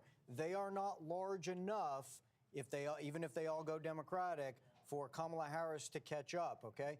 And then I'm going to show you this, because the needs, which we project for her in that outstanding vote, she needs 61% of it to catch up. I'm going to tap this, and I'm going to show you what our models show. She's still tracking to get only 47%. This comparison right here, in a nutshell, that is why you can make the projection. Didn't get the vote that she needs, didn't get the turnout she needed, and I will add, Donald Trump did just fine tracking with his target numbers in and around, especially in the areas around Charlotte, doing just fine tracking with his 2020 patterns in county after county, and that's where he Brian ran up the score. And Anthony, to show our viewers what we call colloquially here, doesn't sound like a colloquial word, extrusion. Ah, the extrusion. Okay, I'm going to back this out for a second. So to do that, you're going to see where the vote comes from. And here what you see is the higher bars are more people. And yes, those are Democratic areas. But you also see all these areas, including in the western part of the state, red counties. And that's where Donald Trump consistently performed as well as he needed to, compared to 2020, compared to his vote targets this time. So once I see at the decision desk those patterns emerging, then you can get closer and then make the projection, Nora. All right, Anthony and Major, thank you. Margaret? Thank you, Nora. Well, joining us now is Florida Senator Marco Rubio. Senator Rubio, I think you're over here. Oh, this is depressing. I can see you now. Good to talk to you again. You know, when we spoke on I Sunday on Face the Nation, you told me that the Harris campaign had a problem with turning out men. Are you seeing that tonight? And what are you seeing in terms of who is a decisive factor here for the Trump campaign? Kornacki's still going for Pennsylvania, okay. I mean, we're still counting votes, as you said. There's still states out there, so I'm not going to claim anything. But I am going to say, and I'm sure your exit polls are showing this as well, you know, Donald Trump is winning a majority of the new voters. I think he's actually won over 5 or 6% of Biden voters. He's done exceptionally well among African-American men, doing incredibly well among Hispanic men, overperforming in Hispanic precincts and neighborhoods. What in the Reading, world? Just outside of, Philadelphia as an example. I think this election, and again, we don't know what the outcome's going to be, but what we know right now. This is a bit.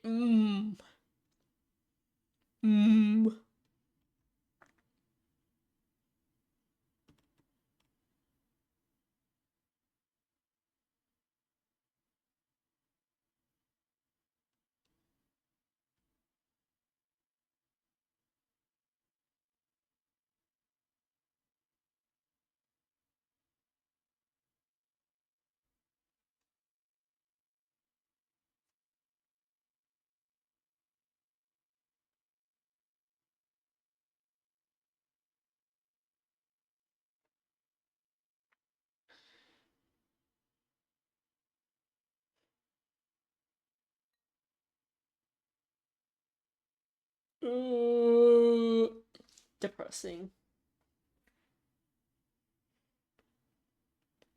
At least abortion's winning. Good for abortion.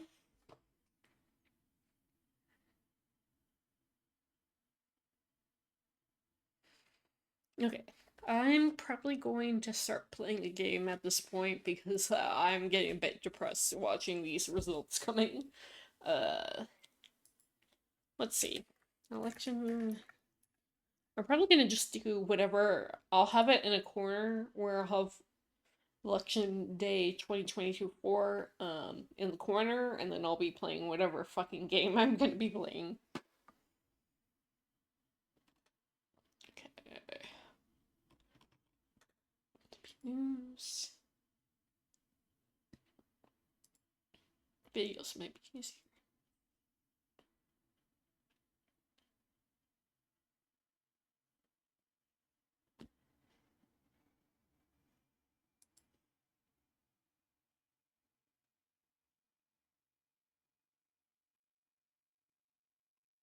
Probably like NBC or CNN. Bro.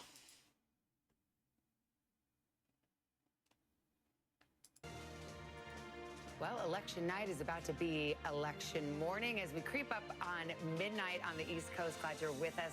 We are moments away from getting more polls, more vote, and more closings as we get new numbers minute by minute. And we're watching not just the presidential race, but of course, we're watching the balance of power. The United States Senate, the United States House of Representatives, also up for grabs tonight. We've got Kristen Walker keeping an eye on that. We've just in the last hour or so made a crucial Senate call in Ohio. I know you've got some results. In the corner? Absolutely. So we called Ohio for the Republican. And then Let's head over to Pennsylvania.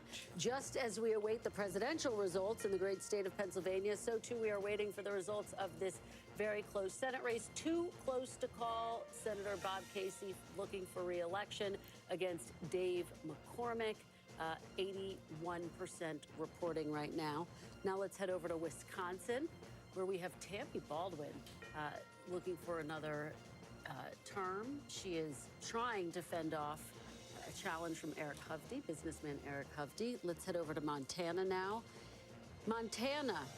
Michigan. We're going to go to Michigan first. Alyssa Slotkin trying to win a Senate seat against Mike Rogers. This race also too close to call. And now let's go to Montana. This is one of the seats that Republicans are eyeing as a potential pickup. John Tester looking for a so we're gonna have this in the corner. This race too I'm gonna be playing some Let's take a look at the map. My Time at Sandrock so I don't fucking mentally die at the time. Is a very good night for them, potentially putting them on the path to take back the Senate, Savannah. Well, if everything holds and they had a two-seat net gain, they would take control of the Senate. There's one race out there that's an odd one because you have a Nebraska Senate race where you have the Republican incumbent Joe Fisher up against an independent Dan Osborne, who is interesting. If you read into he has his views talking about not putting people into categories. He's got an array of views. He calls himself independent. He appears to be, he says he won't caucus with either side, and he's giving her a real run there in Nebraska. He's giving her a real run. The polls have tightened in recent days, and I think you hit the nail on the head with what makes this so complicated and fascinating. He's saying he's not going to caucus with the Democrats. So what exactly does that mean with independent Senator Bernie Sanders, for example? He does caucus with the Democrats, just to give people a sense of what that looks like functionally speaking. So we continue to watch that race very Can't wait for My Time and Evershine. Here, we want to let some of our other stations catch up as we put the map up. Let's look at the road to 270, and we will wait a few moments and let some other stations join us.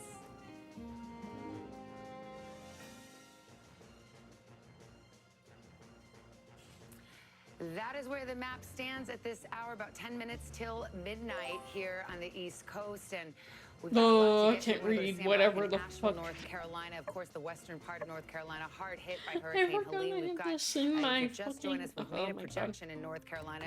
Donald Trump will keep North Carolina in the win column, which significantly narrows the potential paths for Kamala Harris. So if you're seeing it with the fucking like report in the corner, I'm also seeing that in the report in the corner. So that's blocking my view of the game. In a second, but a few reflections here. First, the Democratic strongholds in North Carolina, Buncombe County and Asheville being one of them, Mecklenburg with Charlotte, of course, and Wake and Raleigh were almost identical in terms of the split. Come to City Hall tomorrow for a meeting. Musa will be announcing the decision on potential investment in Sandrock. Hope you'll attend. Good luck to us. 4 years ago, but it's the margins and the rural from oh no, more bad news from Sandrock, and I would have come at a worse time. Surely Musa doesn't blame you all for the disaster.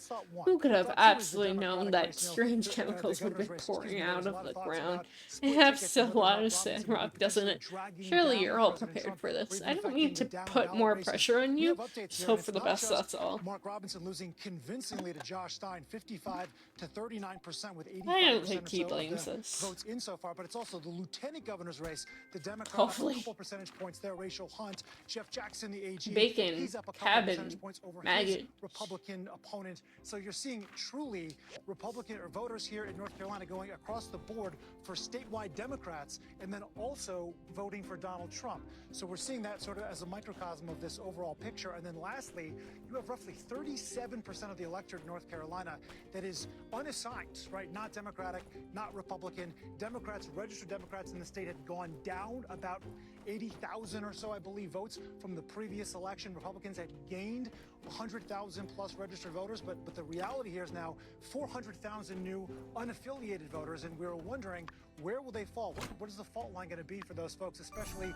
these hundreds of thousands that are moving in from out of state? North Carolina gained the third most amount of people post-pandemic after Texas and Florida. How would they play out, especially in the suburbs of these large, Democratic cities by and large? And what we're finding out right now is that the excerpts did really lean more Trump, and that a lot of these folks in the unidentified absolutely category do that were for going you more red than guys. blue, at least in this election. That's what the early results appear to show, Scott. All right, Sam Brock in Asheville for us. Thank you. Let's go over to Tom Yamas, who's looking at Minnesota. We were just talking about Governor Walz, the sitting governor, on the top of the ticket here, and it's too close to call. Too close to call right now. Democrats, though, are okay with this margin right now. About 50% of the vote is still out. This is how it ended up in 2020. You can see Harris is overperforming slightly. Biden right here. I wanted to look at Minneapolis, Hennepin County. This is the largest county in all of Minnesota. She's doing fine. She's tracking just like Biden did. So this is not really a worry for them. I did want to show you something. Station, though. I'm dumb. County, okay? So this is a county that Trump is on top right now. I need to Biden make won it in that. 2020. Why do I want to show you Blue Earth County? Well, besides having Cool. the coolest name in the entire country for a county, There this it is is. where Governor Tim Walz is from. This is where he taught with his wife. This is where Coach Walz is from. Right now, Republicans are winning his county. It just goes to show when you talk about how Trump may or may not win this election, he's driving up votes in rural areas. I'll show you another one, Stearns County, which actually has a large Somali American population. 95% of the vote in, he's overperforming there. So again, Minnesota, it doesn't look like it's in trouble for Democrats right now, so 50% of the vote is out. But when we look at those rural counties, he's overperforming even in a place where Governor Tim Walz is from. Guys? All right, Tom, thanks very much. Let's bring in NBC's Blaine Alexander, who was in the Atlanta area tonight with some developing news. Yeah, we have heard some notable remarks from the Georgia Secretary of State, Brad Raffensperger, concerning the race here in Georgia. Now, before I say them, I want to make it clear, NBC News is still characterizing Georgia as too close to call, but I want to let you know what Raffensperger said not too long ago in a news conference. He said that he believes, looking at the numbers, Donald J. Trump has a, quote, insurmountable lead with the number of votes outstanding. He later goes on to say, it looks like this is pretty much done, and then says, quote, I think the results are pretty well baked in based on where the leads are right now. He's talking about the state of Georgia. Now, again, NBC News still characterizing this as too close to call, but we're talking with Brad Raffensperger. Of course, he is in the control center in his Secretary of State's office, watching those results come in, watching the numbers, and also where those votes are coming in as well. Now, I've spent the evening talking to some of my Republican sources throughout the state, and I asked them the question. I said, you know, one, how are they feeling? They were all optimistic, but I said, if there is a lead from Donald Trump winning here in Georgia, what would be different from 2020? Of course, we all know that Georgia kind of shocked so many people around the country 4 years ago by flipping blue and helping send Joe Biden to the White House. But they said, again, across the board this time, that it was the push toward early voting by Republicans that they believe has really made a difference in the Peach State this time around. You remember 4 years ago, Donald Trump was really waving people off from voting early, telling them to go on Election Day. This time we've seen a very different message. His surrogates have been preaching a very different I've message. been talking with Lisa since he handled the green pollution incident. And well, I think I like our choices. When I spoke with one Republican source earlier tonight, he said, looking at early voting, he was optimistic. Also, the fact that Republicans tend to turn out more on Election Day, he was feeling good about the way things were going here in the state as well. So several sources telling me they believe that early voting did make a difference, guys. All right, Blaine Alexander, thanks very much. You know, I was going down, as we bring the panel back, I was going down the most important issues from the exit polls. Yeah. Immigration was number 4. That's right. And that was Donald Trump's closing message, right? I mean, it was his message since he's been in the race. Think about his biggest day one policy priority, mass deportations. He's talked again and again with very few specifics on how that would be implemented about deporting people who have come into this country illegally here.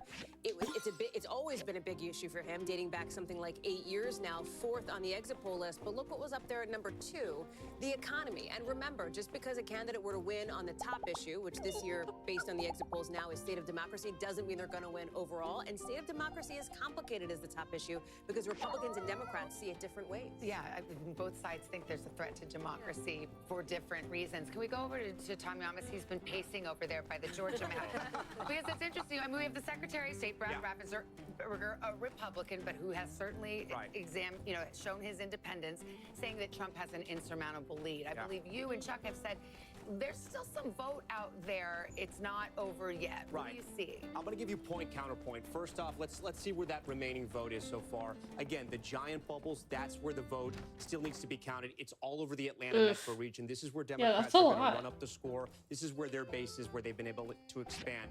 So I'm going to click on a county here like Cobb County. I'm going to bring it out to compare to Joe Biden in 2020. Remember, she wants to perform over or at where Biden is right now to kind of see where her watermarks are. I'm going to highlight this so you guys can see the numbers to follow. Remember, on the left-hand side, she wants to be at where he is or higher. So let's see where we're at here.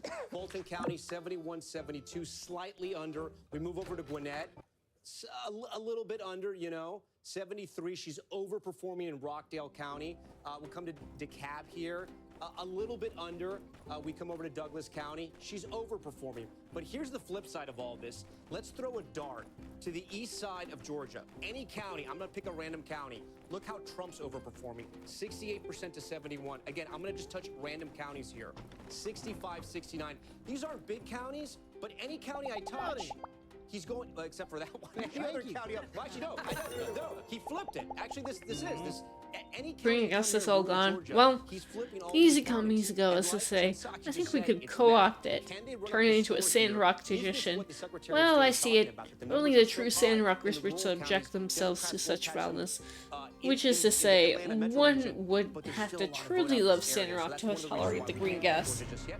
Could cut a lot of gristle to that, tell you. Polls closing at the top of the hour and the beginning of the morning. It'll be midnight in the East Coast, and we await the results from Hawaii. The polls close there in about 10 seconds from now, so we'll take a pause here so our other stations can join us or head to their local news.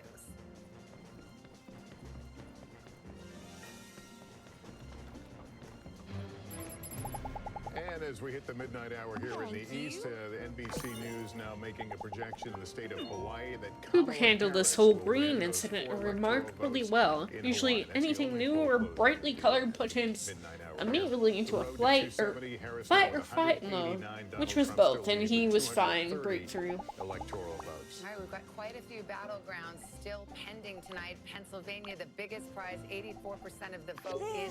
It is too close to call in Wisconsin. Oh, she didn't like that. Here we go. 75% of the vote in, a difference of 87,000 votes. Michigan. Yes, teach me how to make cheese sandwich. Midnight on the East Coast. 15 votes up for grabs. They're too close. Arizona, bro, you don't like fucking been counting for power about 3 hours now. Out west in Nevada, also too early to call. And in Minnesota, we have too close to call. Democrats still feeling very good about their prospects there, but the margins are not at a place where we are ready to call that.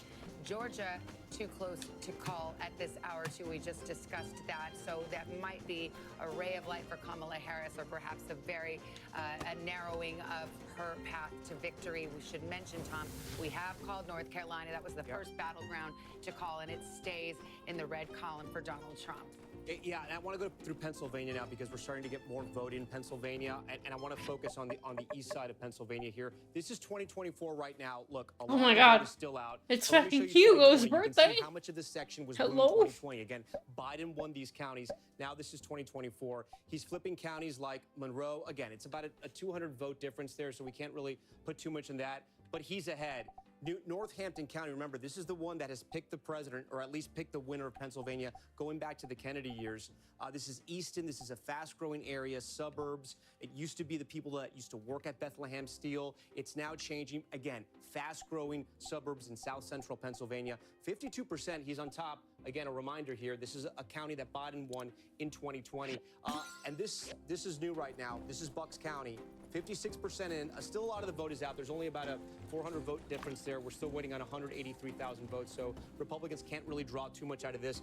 But Democrats would rather these counties were all blue. Let's move a little further south around the collar counties of Philadelphia here. Montgomery County, this is where Governor Shapiro is from, 61%.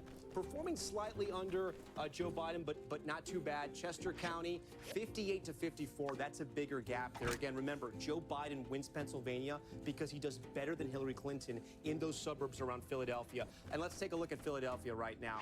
Okay, 81 for Biden, 77 for Kamala Harris. There's still about 30% of the vote is out. But again, these aren't the trend lines that Democrats are going to want to see. Look, it could all change when that vote comes in. This is where we are right now. This is a snapshot in time. It could all change. Erie County is another swing county that we're watching. About 75% of the vote is in. She's overperforming Biden there. Okay. That's a good sign for her, especially in Western PA, where Democrats knew they were going to have some trouble because of the issue of fracking. And let's look at Allegheny County real quick. This is Pittsburgh. 94% of the vote is in, and she's about at the same mark where Biden is. That's where we stand right now, guys, in Pennsylvania. How about Wisconsin? Can you do Door County? Because as you well know, fun fact alert, Door County has.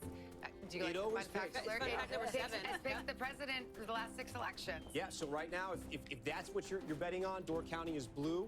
Democrats are on top there, but look, guys, this is a very small number. Door County is not a big county, but it's one that all the political watchers look at because it usually picks the winner almost always of the statewide race in Wisconsin. Right now, it's blue. That's a great sign for Democrats. I'm going to look at another one, like I mentioned, Sauk County. This is another one that usually picks the winner. Trump is on top here. Biden won it in 2020, so he's really overperforming, going from 48 to 52. But again, there's still about 30% of the vote that's out there, so we got to wait and see. The big ones we're watching in Wisconsin, as you know, Savannah, Dane County, University of Wisconsin here, the fastest growing area of the state. 75%. She's slightly underperforming there. Again, she has to turn out in these cities because, like the other battleground states, I should say, unlike the other battleground states, there are not large minority groups in Wisconsin. It's the widest of all the battleground states. And then Milwaukee. Again, we're going to wait till late to get all the vote in Milwaukee. She's at 66%. 4 years ago, Joe Biden won Milwaukee, and he won the state of Wisconsin with 69%. She's going to have to turn up that vote and hope her voters show up. Guys? You got a lot of vote to count there, though, in Wisconsin. You could call it the Battle of the Bellwethers, if that's what you're looking at here. I also think Bucks County, I will take my Bucks County native privilege as somebody who grew up there. It's an interesting one because you've got Lower Bucks, Central Bucks, Upper Bucks, and it looks different in some of those Starbucks. areas. You also have Sorry, it's Starbucks. after midnight. It happens. Here it comes. Yeah. I love it. I know. Get the M&Ms ready, too. Yes.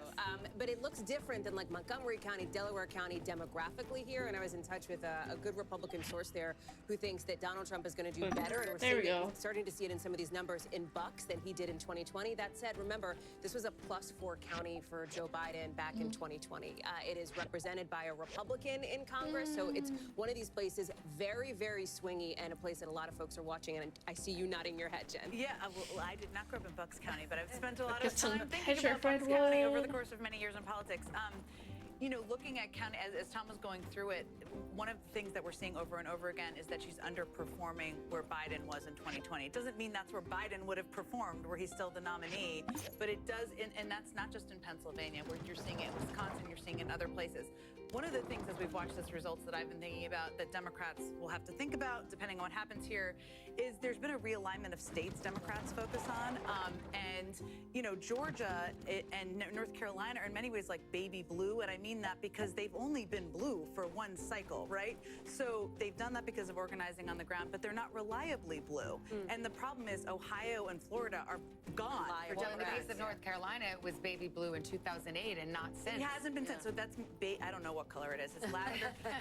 So yes, exactly. So I think one of the things that they will need to think about, regardless of the outcome, is where the states are that they're going to play. They would love to have Texas, of course. Texas didn't turn out for them to work out. Maybe it wouldn't for 8 years, but with states off the map, it's like, is it Georgia and North Carolina? Are there places they need to invest? That's one of the challenges too, I think. Point, I'm getting an increasing number of texts from Democratic sources who are looking at these returns come in, the fact that she's not meeting her benchmarks in these various counties where she needs to, who are really starting to take that reflective tone of Democrats and thinking about the next election cycle need to think about how to better meet voters where they are. Again, we still have a lot of vote to come in. We still have to see what happens in the wall. But the fact that this is such a fight for them, the fact that this is a tied race, it's also taking a step back.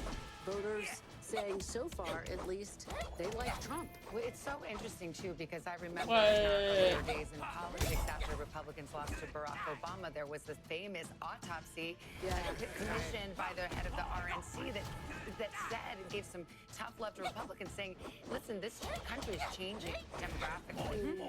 And if you don't get a piece of that pie, you're going nowhere.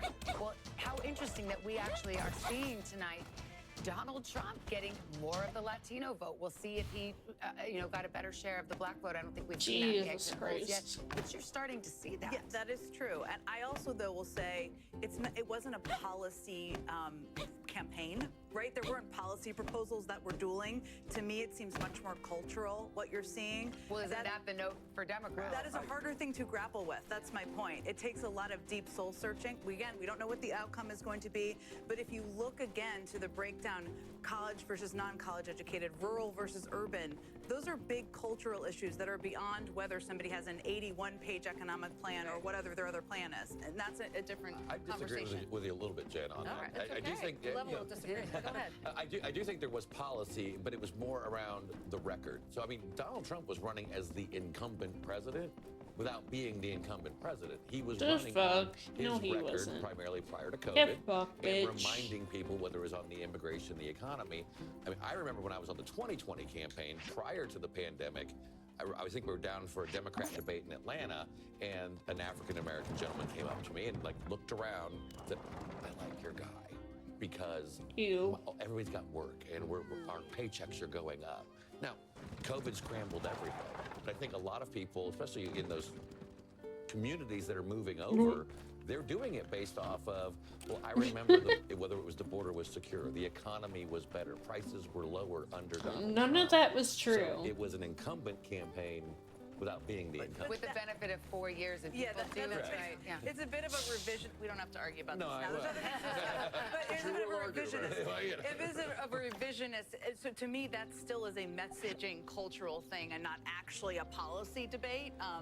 Okay, I'll give you that part of it. All right, well, Garrett Haake is at Trump Election Night headquarters in West Palm Beach, Florida. How's it going there, Garrett?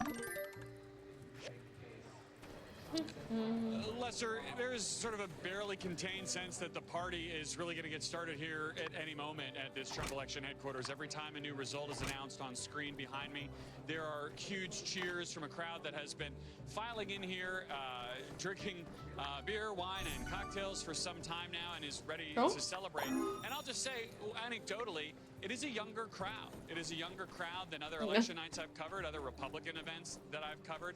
And I think it reflects something that we've seen in the exit polls, this so-called shift of the bro vote in particular towards Donald Trump, the young men who he has put so central in this campaign. Jesus, I think about the fact that just today when he was voting, he was asked by another reporter about what he thought one of the most important moments of this campaign was, and he mentioned Joe Rogan, the podcaster, and the fact that he did that podcast interview, and then subsequently got Rogan's endorsement, which he made a big part of his closing remarks just last night. Feels like a week ago now.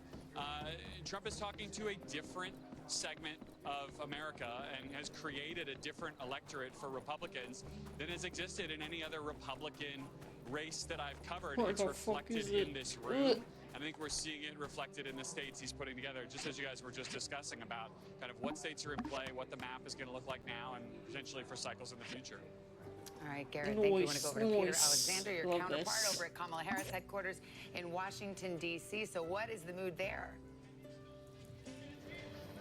Well, you can hear the music blaring, but within the crowd right now, it's pretty silent. A lot of glum looks on the faces here over the course of this evening. They've been playing as the returns were coming in on one of the cable channels, and frankly, they weren't the returns that most of the people here in the room wanted. So you start hearing several dozen people start chanting, music, music. They muted the TV and blasted some music so they could sort of lift the spirits of some of the folks here this evening. I'll tell you, based on an attendee who was at one of the Harris events taking place at a hotel not far from here, the situation there, the scene was described as that of a funeral right now. Now, that doesn't mean this thing is over, but it does give you a sense of the way people are feeling right now. I was with Kamala Harris just yesterday as she was traveling through Pennsylvania at that late night event. Actually, it was just 24 hours ago. And she was with Lady Gaga, Ricky Martin, Oprah Winfrey, and she said to the tens of thousands gathered that momentum is on our side, but clearly there was a different message being communicated now in the form of that document that was obtained by NBC News. The statement sent by the campaign chair, Jen O'Malley Dillon, saying basically that we always knew this race was going to be tight, and increasingly it appears that they believe the blue wall states are their best path going forward at this time. That's what it seems to be the way this night is going to go for most folks here. It's not the end of the road. Jen O'Malley Dillon also saying we're going to keep at it tomorrow, but we wait to hear from I Kamala might Harris. cut it off for now. I'm just feeling down. Jen, how important are yeah, votes like I that? know. Not for our consumption, but for the It's a consumption bit of the shit, campaign. but Hugely important. Yeah. I think people forget. I've been on winning presidential campaigns and losing ones. It feels better when you win. Just state the obvious. But, yeah. you know, we can agree. Well, but, anyway, you know, this is a team that has hope been, many of them through a massive shit goes in transition your just favor. 107 days ago. Have a Many of good them signed up to election work for day. somebody Bye-bye. slightly different. And Joe Biden, you know, it's been